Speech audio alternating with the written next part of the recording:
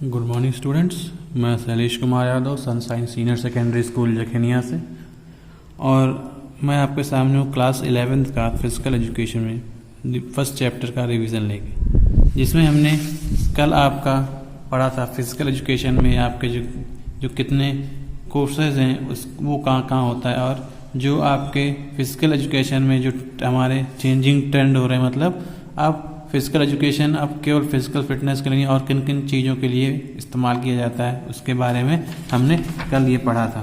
ठीक है, और हमने कल पढ़ा था कि आपका कैरियर ऑप्शन यानी फिजिकल एजुकेशन में आप कैसे उसको एज ए कैरियर ऑप्शन के रूप में चुन सकते हैं। ठीक है, तो आज हम पढ़ेंगे कुछ, आपका टॉपिक है ये soft skill required for the career in physical education. Soft skill का मतलब होता है आपका व्यवहार कौशल, मतलब आप फिजिकल एजुकेशन को अगर अपना कैरियर बनाना चाहते हैं तो आपका जो बिहेवियर है, व्यवहार है, वो लोगों के साथ कैसा होना चाहिए, किस तरह का होना चाहिए, तो वो उसमें कुछ क्वालिटी आपको बताई जाएंगी, कुछ गुण बताए जाएंगे कि ताकि जो फिजिकल एजुकेशन आप कैरियर चुन रहे हैं ताकि उसमें आप में वो गुण आ सकें। सबसे पहला है आपका interest in physical education. First देखिएगा, इंटरेस्ट इन फिजिकल एजुकेशन। देखिए, आप जो अगर आप फिजिकल एजुकेशन को एज ए कैरियर चुने तो ये नहीं कि उसको अगर आप फुली इंटरेस्ट के साथ, पूरे कह सकते हैं या पूरे एक्साइटमेंट के साथ, पूरे जोश के साथ अगर करते हैं, पूरा इंटरेस्ट उसमें लेते हैं, तो आप उसमें आपका कैरियर सफल रहेगा। आप मान लीजिए आपने इसको जॉब तो कर ली है इसमें, लेकिन आपको कोई इसमें इंटरेस्ट नहीं है, तो फिर ये आप कह सकते हैं कि वो आपका रॉन्ग कैरियर ऑप्शन के रूप में एक माना जाएगा, क्योंकि आपका उस चीज़ में इंटरेस्ट है ही नहीं है, बिल्कुल से उसमें लगाव नहीं है। तो देखिए, कह रहा था individual interested for career in physical education must have interest in positive attitudes towards its activity, games and sports. देखिए, फिजिकल एजुकेशन में आपको इंटरेस्ट होना चाहिए कि इसमें इससे रिलेटेड जितने भी एक्टिविटीज़ हैं, गेम्स हो रहे हैं, स्पोर्ट्स हो रहे हैं, तो उसमें हम बढ़ चढ़ के हिस्सा लें, उसको बढ़ चढ़ के ऑर्गेनाइज करवाएं। ठीक, तभी आपके फिजिकल एजुकेशन को कैरियर चुनने का कुछ मतलब निकलेगा, जब तक आप में कोई इंटरेस्ट होगा तभी। नेक्स्ट है आपका good personality and good health. देखिए, फिजिकल एजुकेशन में हम क्या पढ़ते हैं, अपने फिजिकल फिटनेस के ऊपर जब ध्यान देते हैं, गुड अपने समझिए अपने बॉडी पॉस्चर को अगर करेक्ट करने के लिए उसमें चीज़ें हम सीखते हैं। तो जब आप फिजिकल एजुकेशन को कैरियर बनाना चाहें तो आपकी पर्सनालिटी और हेल्थ गुड होनी चाहिए। कह सकते हैं आप देखने में अच्छे हैंडसम लगने चाहिए, देखने में थोड़ा सा यानी बॉडी से आपका ऐसा लगना चाहिए कि हाँ आप फिजिकल एजुकेशन के कुछ आप रिलेटेड टीचर हैं क्या, वरना अगर आपका हेल्थ अच्छा नहीं रहेगा तो वही आपका हेल्थ खुद ही अच्छा नहीं रहेगा तो आप दूसरे को फिजिकल एजुकेशन की ट्रेनिंग आप क्या देंगे, दूसरे को फिट रखने का कैसे बात कर पाएंगे।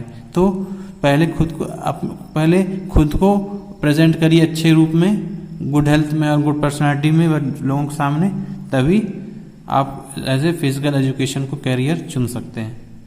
नेक्स्ट है आपका तीसरा साउंड माइंड।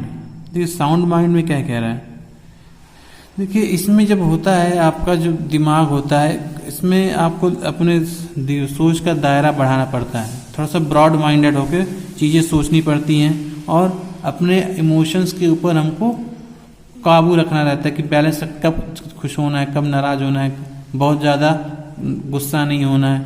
ठीक, तो ये सब क्या है, हमारा इमोशन पे अपने बैलेंस होना चाहिए। फिर देखिए तीसरे में क्या कह रहा है, in for career in physical education one should possess sound mind, mental stability and emotional balance. देखिए, अगर फिजिकल एजुकेशन में आप कैरियर बनाना चाहते हैं तो सबसे पहले आपका साउंड माइंड होना चाहिए, मतलब हर चीज़ को आपको दिमाग से सोच समझ के उसका डिसीजन लेना चाहिए, और मेंटल स्टेबिलिटी यानी मेंटली रूप से आप फिट होने चाहिए। ये नहीं कि बिना सोचे समझे आप किसी भी डिसीजन पे तुरंत पहुंच जाए, ऐसा नहीं। आप मेंटली अगर स्टेबल हैं, अगर कह सकते हैं स्थिर हैं, आपका दिमाग स्थिर है, तो आप शांत रहकर किसी भी चीज़ की समस्या का हल निकाल सकते हैं। और इमोशनल बैलेंस यानी अपने इमोशन के ऊपर काबू रखना जो हमको जरूरी है कि अपना इमोशन हमारे फुली बैलेंस रहे, यानी बहुत ज़्यादा हमको खुश भी नहीं होना है, दुखी भी नहीं होना है, गुस्सा भी नहीं करना है। ठीक, तो ये हमारा क्या कहलाता है, इमोशनल बैलेंस कहलाता है। आगे देखिए कह रहे गुड स्पोर्ट्स परफॉर्मेंस।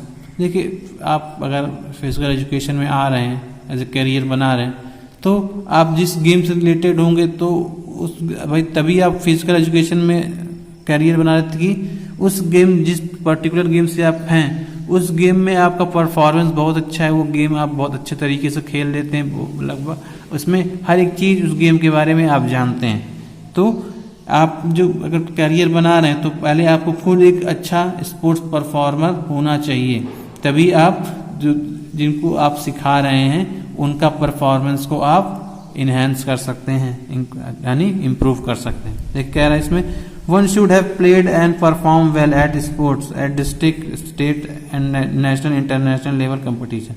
यानी जैसा कि आप अगर आप ऑप्शन बना रहे हैं इसको, तो आपको खुद एक अच्छे परफॉर्मर के रूप में होना चाहिए कि आपका, जैसे कि आपने जैसे डिस्ट्रिक्ट लेवल पे परफॉर्म किया हो, नेशनल लेवल पे या इंटरनेशनल लेवल पे कंपटीशन में अपना परफॉर्मेंस अच्छा स्पोर्ट परफॉर्मेंस दिया हो।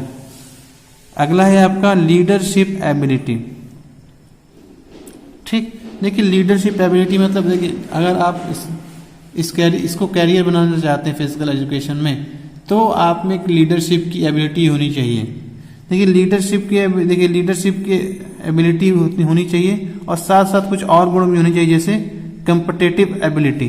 देखिए फिजिकल एजुकेशन में क्या आ जाता है, आप जब थोड़ा फिजिकल एजुकेशन में रहते हैं तो इसमें थोड़ा सा कंपिटिटिव एबिलिटी भी आप में होनी चाहिए कि जब तक आपके किसी के साथ कंपटीशन नहीं होगा तब तक आपका जो परफॉर्मेंस है वो आपका इम्प्रूव नहीं हो पाएगा।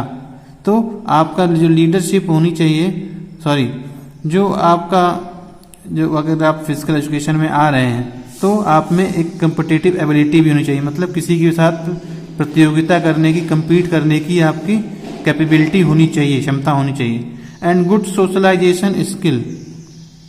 और सोशलाइजेशन स्किल मतलब क्या होता है, सामाजिकरण जो स्किल होती है गुण होता है, ठीक, कि आपको सोसाइटी के साथ कैसे बिहेव करना, सोसाइटी में कैसे बात करनी है, सोसाइटी के लोगों के साथ मिल के रहना है। तो जितने भी आपके सोशल क्वालिटी होती हैं वो भी आपके अंदर होनी चाहिए अगर आप एक फिजिकल एजुकेशन को कैरियर के रूप में आप अगर कह सकते हैं यूज करना चाह रहे हैं। तो गुड ऑर्गेनाइजेशन एबिलिटी।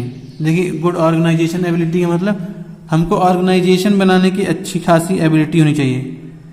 देखिए इसमें कह रहा है तो इसको पढ़ के समझिएगा। One must possess good ability of organization skill. किसी भी चीज को कैसे ऑर्गेनाइज किया जाता है, किस तरह व्यवस्थित किया जाता है, वो गुण आपके अंदर होना चाहिए। कमांडिंग वॉइस, यानी आपकी जो वॉइस है कमांडिंग होनी चाहिए, यानी ऐसा लगे कि यहाँ आप कोई कमांड दे रहे हैं, आप हेड हैं, ऐसा लगना चाहिए। Ability to organize and manage sports program, और आप में यह गुण होना चाहिए, क्षमता होनी चाहिए कि आप किसी स्पोर्ट्स प्रोग्राम को मैनेज कर सकें या ऑर्गेनाइज कर सकें। ठीक है, अगला है आपका डेडिकेशन। 7th पॉइंट देखिएगा। डेडिकेशन मतलब आप कह सकते हैं उसके प्रति आप कह सकते हैं समर्पित होना, कि जो भी आप काम कर रहे हैं, जिस भी स्पोर्ट्स एक्टिविटी में या प्रोग्राम में आप काम कर रहे हैं, तो उसको उसमें फुली डेडिकेशन के साथ अपना काम करना, जिससे आपका जो स्पोर्ट्स प्रोग्राम आप ऑर्गेनाइज कर रहे हैं वो सक्सेसफुली कंप्लीट हो जाए। तो देखिए इसमें क्या कह रहा है, one must be dedicated and loyal in promoting games and sports at every level.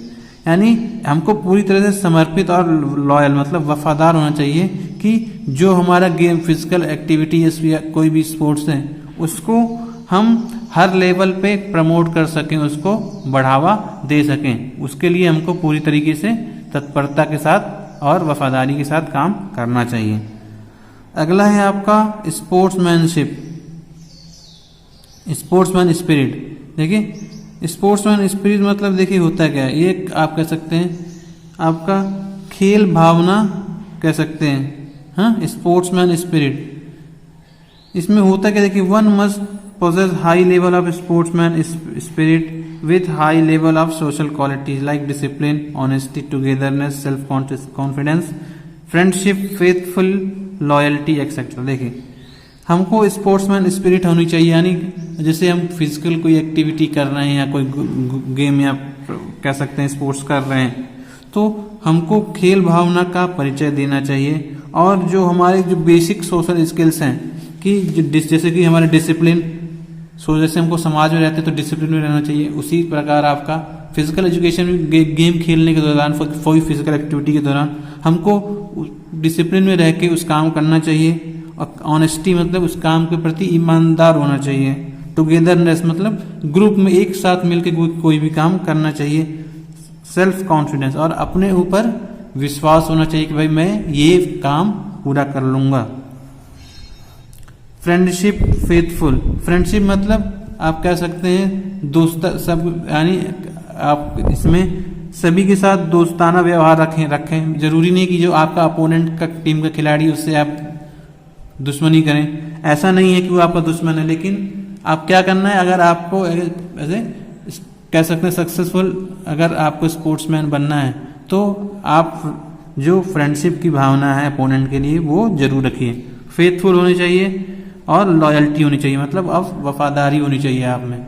ठीक, अपनी टीम के प्रति आप वफादार हो, पूरी तरीके से डेडिकेटेड हो, उसको टीम को कैसे किसी कंपटीशन में जिताने के लिए आप किसी भी हद तक जा सकते हैं, अच्छे से अच्छा परफॉर्मेंस करने की कोशिश कर सकते हैं और कई सारे आपके गुण इसमें आते हैं।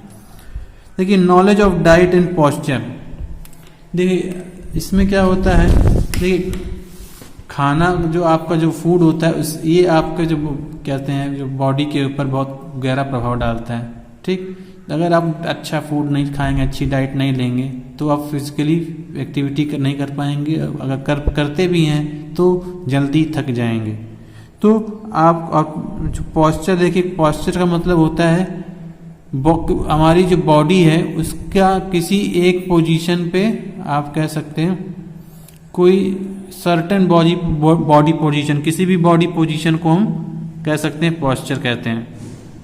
इसके बारे में हमको पूरा ज्ञान होना चाहिए कि हम जो स्पोर्ट्स एक्टिविटी कर रहे हैं कि उसके दौरान हमारी डाइट कैसी होनी चाहिए, हमको कौन कौन सा खाना खाना चाहिए, क्योंकि इस खाने को अवॉइड करना चाहिए, तो ये सब हमको पता होना चाहिए। और पॉस्चर का मतलब जैसे मान लीजिए आपके शरीर में कुछ कमियां हैं, जैसे हाथ, जैसे आपके जैसे मान लीजिए कह सकते हैं आपको नॉक नहीं है, फ्लैट फुट है, बो लेग है, ये सब कुछ आपके पॉस्चर रिलेटेड कुछ दिक्कतें हैं।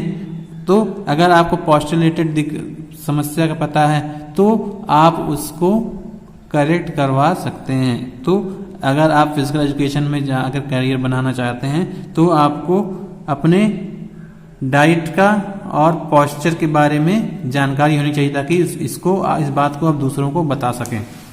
ठीक, आगे देखिए क्या कह रहा है, knowledge of sports medicine and sports exercise.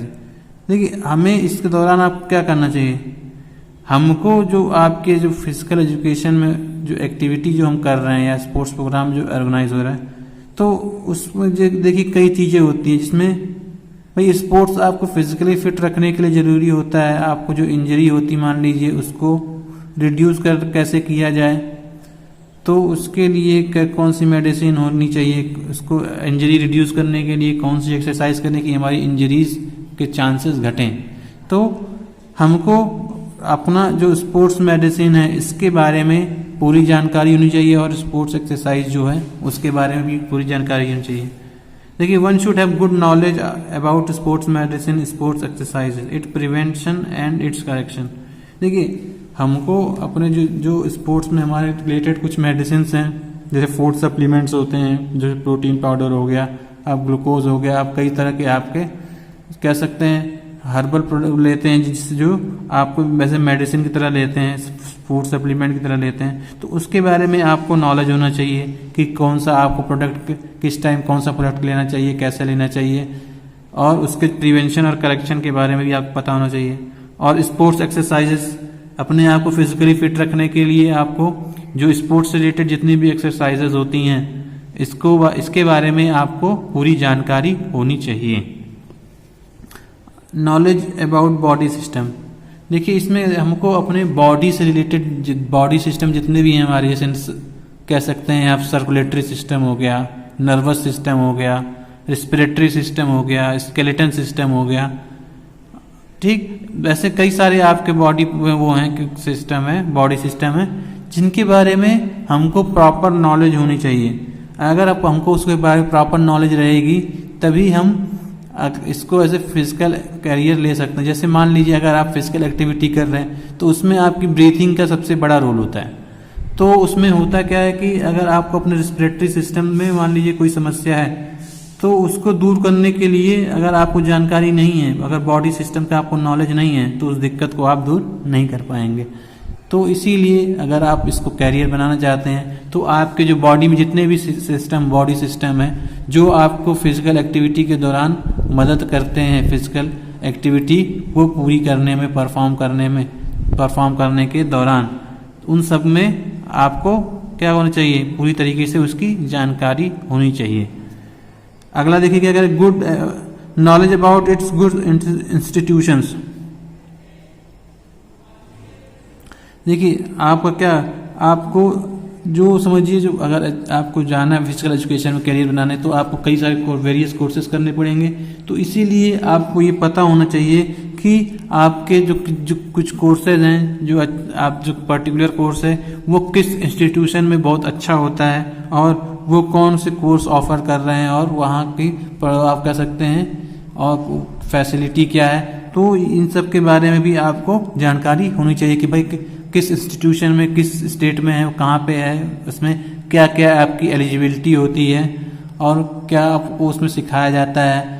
तो उस चीज़ के बारे में आपको पूरी जानकारी होनी चाहिए। ये 12th वाला पॉइंट था आपका, knowledge about its good institution. अगला है आपका कंसल्टेशन विथ अचीवर्स। ठीक, one should consult seniors and good achievers in that career. ठीक, they can guide them properly. देखिए इसमें हमको क्या करना है, फिजिकल एजुकेशन एक्टिविटी के दौरान हमको ये करना है आपका कि हमको अपने जो सीनियर हैं, जैसे हमसे जो सीनियर जो हैं इस फील्ड में या जो अच्छे अचीवर्स हैं जिन्होंने कुछ अचीव किया हो, तो उनको उनसे हमको क्या सलाह लेनी चाहिए, टाइम टू टाइम सलाह लेनी चाहिए, उनसे गाइडेंस लेना चाहिए ताकि हम अपना जो वर्क है उसको और एफिशिएंसी के साथ और कैपेबिलिटी के साथ पूरा कर सकें। ये आपका था 13 पॉइंट्स, कंसल्टेशन विद अचीवर्स। यानी इसमें आपके जो आपके फील्ड से रिलेटेड, स्पोर्ट्स फील्ड से रिलेटेड जितने भी सीनियर्स हैं आपके या जो अच्छे अचीवर है जिन्होंने कुछ अचीव किया है अपनी लाइफ में, तो उनसे आपको टाइम टू टाइम गाइडेंस लेना चाहिए और उनसे कुछ ना कुछ आपको कह सकते हैं सीख लेनी चाहिए। और इसमें आप अपने आप को जो ऐसे कह सकते हैं फिजिकल एजुकेशन में आप जो अपना वर्क कर रहे हैं उसमें सुधार करना चाहिए। देखिए अब ये था आपका स्टूडेंट्स आज का आपका soft skill required for physical education. देखिए नेक्स्ट आपका जब लेक्चर में मिलेंगे तो हम खेलो इंडिया प्रोग्राम के बारे में आपका डिस्कस करेंगे। तो हम यहीं पे आज लेक्चर अपना फिनिश करते हैं। तब तक के लिए thank you, have a nice day.